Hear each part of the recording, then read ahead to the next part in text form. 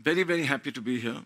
About 7 or 8 years ago, when this whole selfie craze started, people were just rushing around with their smartphones, taking pictures of themselves and with other people. I mean, almost killing themselves sometimes. People were dying taking selfies.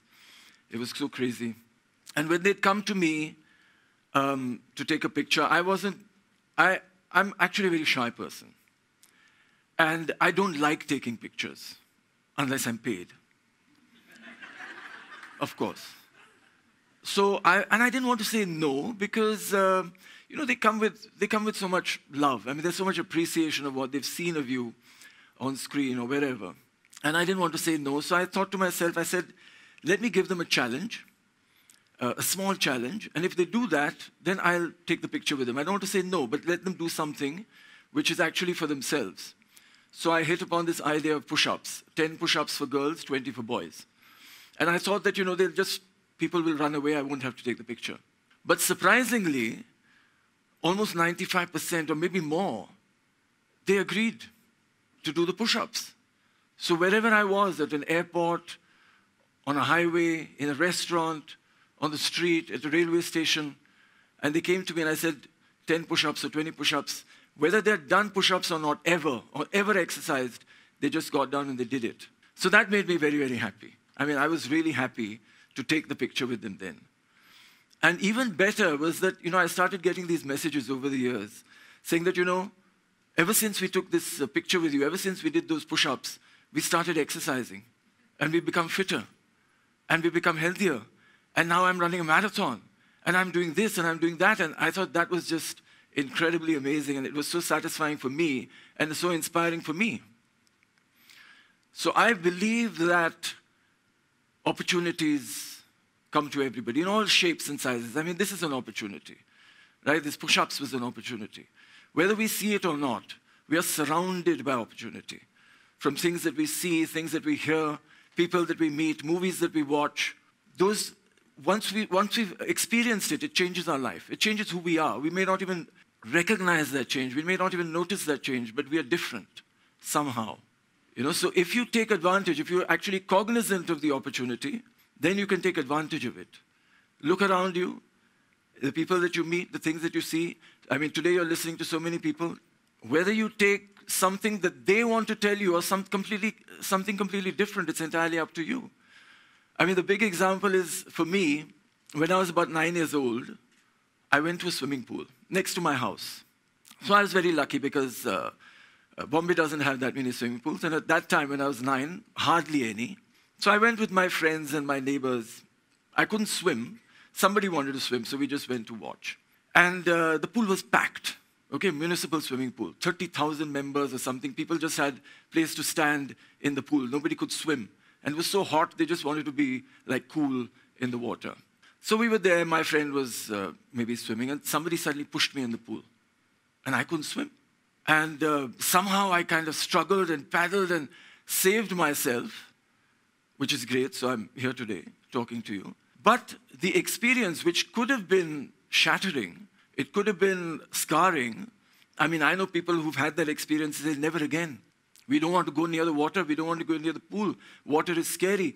But somehow, just that feeling that I was able to save myself was a kind of, it was a feeling of achievement. I felt that, wow, I did this. It's amazing. And I felt so good about myself that I said, I want to do some more of this. So I started going to the pool often and just paddling around. And then I started wearing floats, of course, trying to learn how to swim better. Finally, I could swim a little bit. And then the coach over there, he asked me, he said, why don't you learn how to swim properly and we'll train you? Because they were looking for age group athletes. So I said, that's a good idea. I'd love to learn how to swim properly. And there used to be a special lane for people who were training. So there was space to swim. Otherwise it was like this. So I said, okay, I'll do that. And I started training with the coach. And the next year, I represented Maharashtra, which is my state, at the national level. And I won a silver medal. So that, of course, is a great incentive for any child. I won a silver medal at swimming in the nationals, and I said, I want to do more. I want to participate again. I want to win a gold medal. And so I ended up representing Maharashtra for 14 or 15 years. And I stopped at the age of 23. I was national champion for 5 years, national record holder. I mean, it was an amazing, life-defining experience, that whole growing phase of my life from the age of 9 to 23 as a competitive swimmer, the kind of lessons that that taught me. Most of them probably I'm not even aware of. But one of them was, of course, to be better every day. You know, we talk about it. I mean, I hear so many people saying that this is a very important thing, that we must try to be better every day. I see it on my Instagram all the time, that, you know, hashtag better every day and things like that. But that became a part of me. It wasn't just something that somebody said to me. Nobody said it then. But here I was trying to be better every day, every session, every moment. I wanted to improve my timing, so I had to do a good workout every single time. And I realized that it wasn't just about the workout, it wasn't just about the training that I had to be good at or better at every day. It was about everything around it. I had to sleep better. I had to eat better. I had to manage my relationships better, my family life, my school life, my studies. Everything had to be done better so I could perform better in the swimming pool. So be better every day became a kind of a life for me. It was never articulated. But now in retrospect, I look at it, and it really taught me to whatever I'm doing, with whoever I'm doing it, whatever the experience, whatever I get into, I have to make it better every day, because it's teaching me every experience, those experiences of getting better are teaching me about myself. And I realized that too, again, subconsciously maybe, that when I'm getting better and having those experiences and knowing myself better, I'm able to choose better, make decisions better to have the life that I want. This is in retrospect. As a 9-year-old kid or 15-year-old kid, you don't realize that.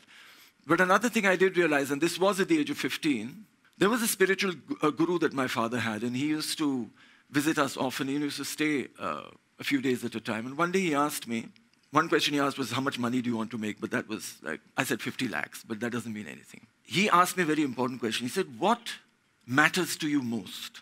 I was 15, okay? What matters to you most in life? And I'm a competitive swimmer. I could have said so many things. Very surprisingly, I said, peace of mind. I mean, I'm 15 years old. He's asked me a question, what is important? I said, peace of mind. And when I said it, so articulation is so important. When I said it, I began to think about it. And I said, yeah, absolutely, this is true.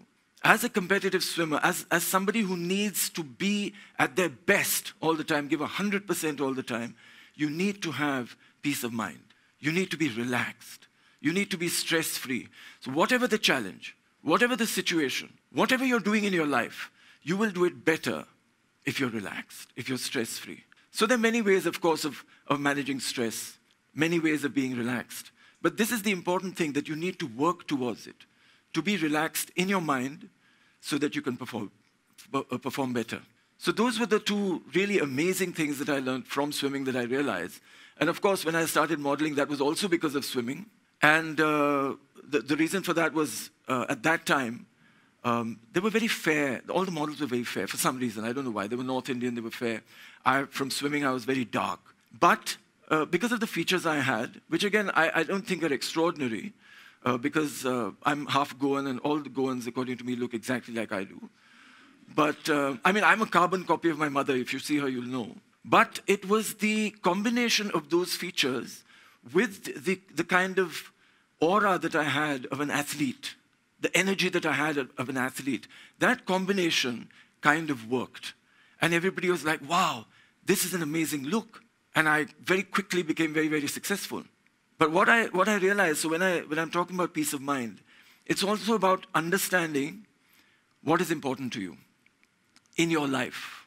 What should you do? What shouldn't you do? What are you going to regret? If you think about it, actually we all know. We don't need to be told that this is right and this is wrong for us. For society, maybe we need to be told. But for ourselves, what is right and what is wrong, we kind of know inside. We need to be more in touch. So even as a model, when I was offered campaigns for alcohol, for example, I would say no. For tobacco, I would say no. For gambling, I would say no. I had no money. I mean, I was just starting out as a model. I was becoming famous, and of course, you get paid a lot. And I was refusing campaigns that paid in lakhs because I knew, maybe as a sports person, that this is not something I want to promote. I did it myself. I used to drink. I used to smoke. I did a lot of stuff because modeling exposed me to a lot of different experiences all over the world, meeting different people. It was amazing, amazing journey. But those were the things I would say no to. I'm not going to promote this. Because maybe I can handle it. There are people who can't. There are people who maybe, if I say, you can drink this, and they drink it, they can ruin their life.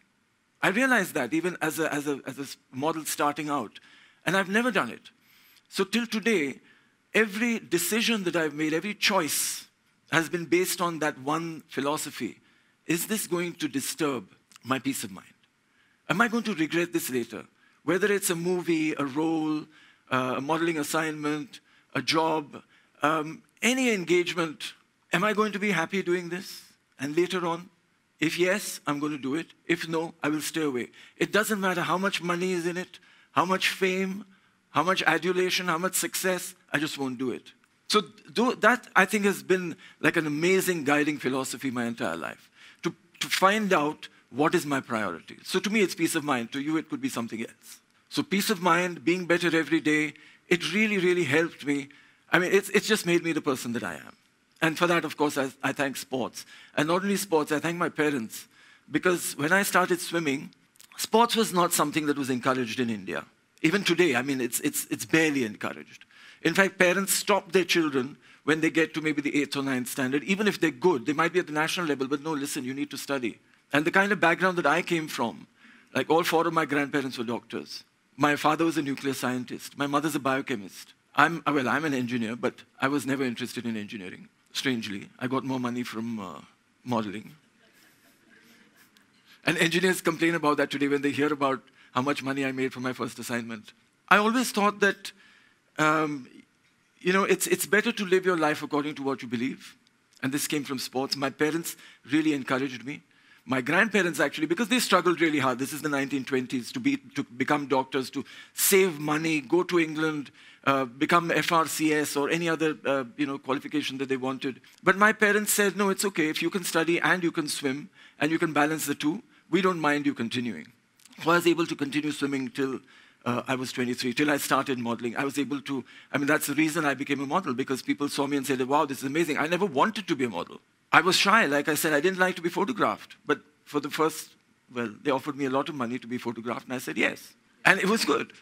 It was good. So that was amazing. I don't want to go into all the modeling stuff that I did, and it was great. A lot of milestones for the fashion industry and the advertising industry. You might remember some pictures of me naked. But, when I was about 38, the Mumbai Marathon was announced. And I didn't like running. Today people know me as a runner also, marathon runner. I didn't like running. I thought running was boring and monotonous and everything that people seem to think it is who don't run. But I had heard this story of the marathon, Philippides, the Greek, running from Marathon to Athens to say we won. And I said, this is amazing. I must do this at least once in my life. It's like maybe a tribute to this guy, which I'd heard the story when I was a kid.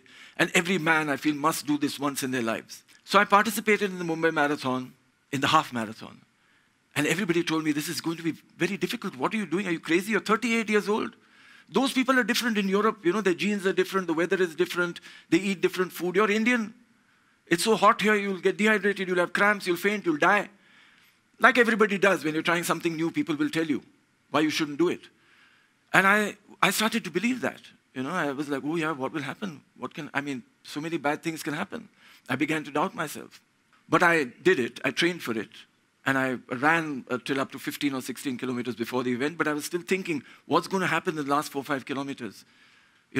Maybe I will get dehydrated and faint and die. Who knows? But I ran. I finished it comfortably. I was amazed. I said, wow, this is fantastic. Like my first time I saved my life when I was swimming. I said, this is amazing. I want to do more. And then I did more and more. I did half marathons, full marathons, 50 kilometers, 100 kilometers. I ran from Delhi to Bombay in 2012. You go crazy. Running is addictive. You have to control it. But I was, just taken up by that. India was beginning to wake up to the fact that health and fitness is important. And today, India has the fastest growing running community in the world, if you can imagine. Then when I was getting to be 50, I said, I need to make this very memorable for myself, somehow. When you're turning 30, people say, when are you going to, what's the party? Where's the party? When you're 40, they say, what are you going to do? It's 40. 40 is a big number. 50 is a milestone. So I said, what shall I do? I need a challenge. So again, throughout my life, it was there in the back of my mind that I need to challenge myself. Mentally, physically, emotionally, situationally. I need a challenge. And I didn't realize why till later on. Now I feel, I know it. It's that human beings, we strive for comfort. We work hard all our lives. We want to be comfortable. But comfort is not what we're designed for. The human body and the human mind are not designed for comfort. We're designed for challenge.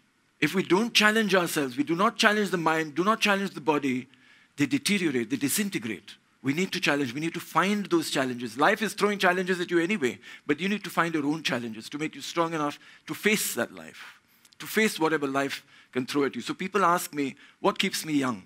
I keep challenging myself. It keeps me young. I did Ironman at the age of 50.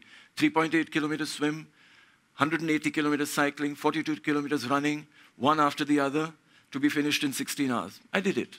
It was amazing. And people then became crazy. They said, how did you do it? You're 50 years old. And I said, anybody can do this.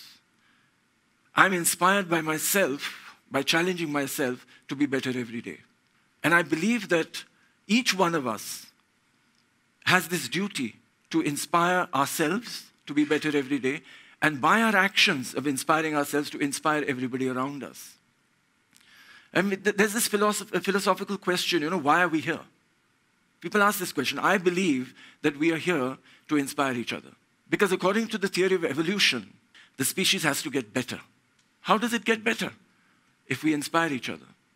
Each person doing something good, saying something good, thinking something good, by that example, inspiring other people to take up something good themselves. Whatever it is, whatever they can be good at, for themselves.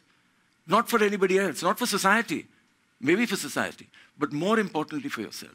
Make yourself better, inspire everybody by your example, and the world will be an incredibly beautiful place for each one of us. Thank you very much. It was great to be here. I wish you all health and happiness. Jai Hind.